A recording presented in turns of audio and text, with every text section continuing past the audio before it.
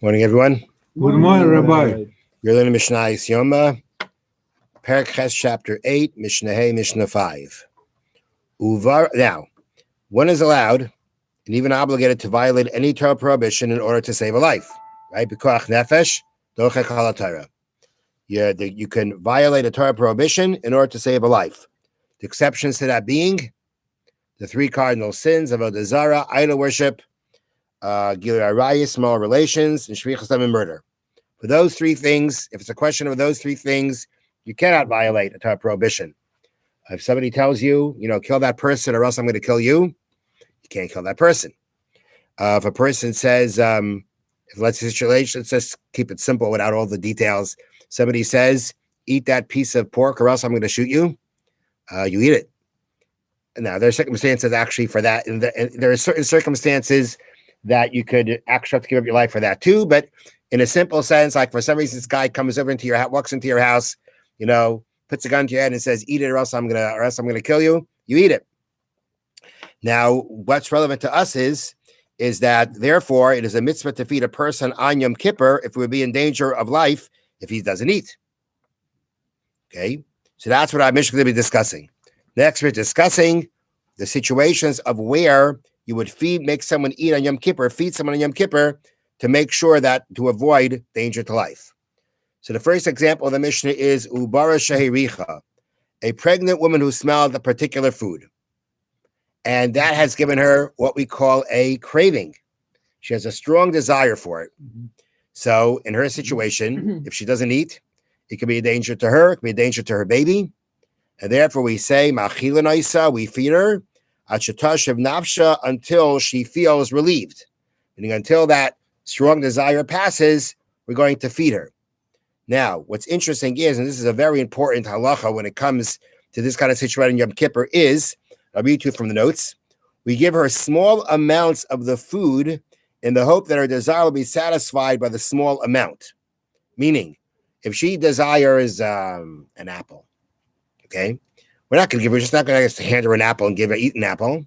We're going to take off a piece of apple that is smaller than the size of a date, smaller than the size that you'd be liable for. If she's going to transgress, the idea is let the person transgress the less severe sin than the more severe form of the sin.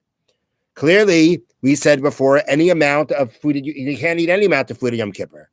But since less than a kosevis doesn't carry any kind of liability, doesn't carry any kind of punishment or any kind of action for it, that's a less severe form of the sin. And therefore, we do that first. Let's see if that'll work. Let's see if that small amount will help her. If that doesn't help, we'll give her some more. And if it doesn't help, we'll give her some more. Until she feels relieved of that strong desire. Okay, now, next case. Chayla, a person who's ill. They're very sick, and their life can be in danger if they don't eat Yom Kippur.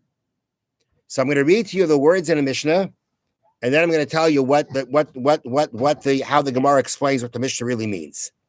So Chayla, someone who's sick. Ma'achilin I say al pi bikiyin. We feed them based on the advice of the experts. That means we feed them based on a doctor's direction. V'me'ein sham bikiyin. If there are no doctors there, ma'achilin I say al pi atzmai.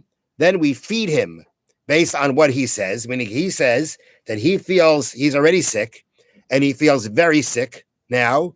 He's feeling very sick and he feels that he needs to eat in order to bring him back his strength, that he shouldn't, get really bad and really in danger of life. So then, if there's no doctors, we'll feed him based on what he says, until he says, I've had enough. So read the Mishnah, it sounds like the sick person, you work with doctors. If there's no doctors, then you work with him. But that's not what it means. The Gemara explains that's not what it means. What it really means is like this. If the sick person, he's sick, right? He's not eating. And the doctors look at him and say, this guy needs to eat. And he says, no, I don't need to eat. I'm fine. So it's an argument between the patient and the doctors. So where the doctors are trying to be more strict about his health, about saving his life than he is, then you follow the doctors. and you say eat. Okay, you make him eat. You convince him to eat. I don't know if you can't force it down him, but you convince him to eat. But let's say it's the other way.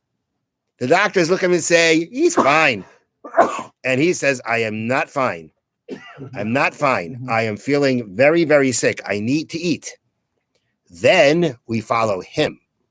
So the way to read the Mishnah is, a sick person, we feed him based on the experts, the doctors, in the case where he's saying, I don't need to eat. Means if there's no doctors, means if the doctors don't count. That means if where the doctors say he doesn't need to eat, but he says, I do need to eat, then that means there's no doctors there. And we feed him based on what he says until he says, I've had enough. So that's what the Mishnah means.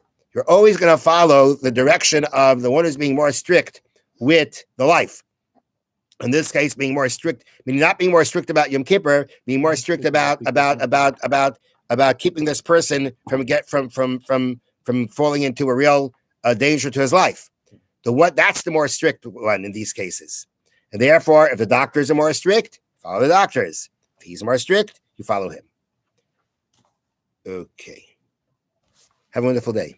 Thank you, Rabbi. Thank you, There will not be a class tomorrow morning. Mm-hmm. Thank you. Have a good trip. Okay. Thank you.